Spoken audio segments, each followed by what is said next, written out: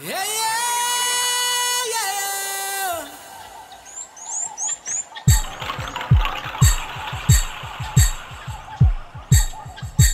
Yeah, yeah. Là, c'est la 4e édition de Latitude Animale. Quel est le concept? Le thème étant que les photographes animaliers sont les témoins privilégiés, malheureusement, de la dégradation de la biodiversité. Et s'ils ont des très très belles images à montrer, ils ont forcément aussi des choses à dire. Parce que derrière une belle image, il y a une réalité qui peut être parfois désastreuse. Quand on montre un bel éléphant, comme là-bas sur un coucher de soleil, il faut savoir que les éléments sont décimés par le braconnage actuellement pour leur fat à l'ivoire, qu'on continue à massacrer les rhinos sur toute l'Afrique et même en Asie pour leurs cornes, qu'on abat des forêts entières pour l'île des Palmes.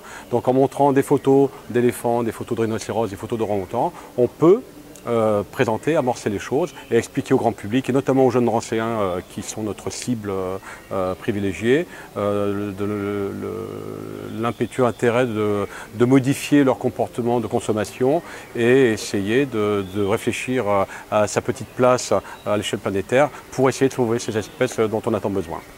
Et est-ce que vous parvenez à sensibiliser le public? Alors certainement pour les enfants, oui, hein, les enfants sont très attentifs à ça, et je sais qu'on arrive même parfois à les choquer quand on leur dit ça, parce qu'évidemment ils ne le savent pas.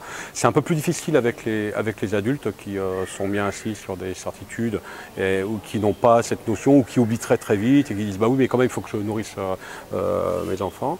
Mais il y a peut-être d'autres moyens de les nourrir, il y a des façons, des produits plus biologiques, plus bio, qui ont beaucoup moins d'impact sur l'environnement. Donc c'est aussi ça l'attitude animale, c'est évidemment montrer des belles images parce qu'on a le droit de se faire plaisir, mais c'est aussi parler au grand public et notamment drancéens et à tous ceux évidemment qui veulent bien venir nous voir. Et je sais que l'attitude animale, les gens viennent parfois de très très loin, notamment de Belgique, de Suisse, et du sud de la France, de Bretagne, qui viennent voir ces images et qui viennent écouter le message que les photographes animaliers leur portent.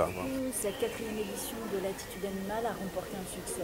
Oui, je pense que oui, manifestement. Alors surtout que cette année, on a ouvert un nouveau lieu qui a quelques encablures, le château de la Doucette, qui était un château qui était destiné à tout à fait autre chose. Donc on a ouvert le château et on a maintenant une galerie de 800 mètres carrés, c'est quand même assez extraordinaire, à quelques encablures de Paris, qui va, soyons sûrs, attirer les gens qui sont vraiment très étonnés de ce lieu prestigieux avec un label de qualité et de très haut de gamme, et de présentation d'images. Aujourd'hui c'était les photos, demain ça sera de la peinture, de la sculpture, des associations, de la vidéo. On a vraiment un potentiel extraordinaire. Je crois qu'on a atteint à peu près les 5000 personnes, on n'a pas encore les chiffres exacts. Et il y a encore alors 5000 personnes, ça comprend aussi le millier d'enfants drancéens qui viennent les autres jours de la semaine. Donc on peut dire de ce point de vue-là que les Latitudes Animales numéro 4 ont été un succès. Et évidemment, je vous donne rendez-vous à tous pour les à venir dans 2 ans pour les Latitudes Animales numéro 5 avec encore davantage de photos et toujours autant de plaisir et de très très belles images.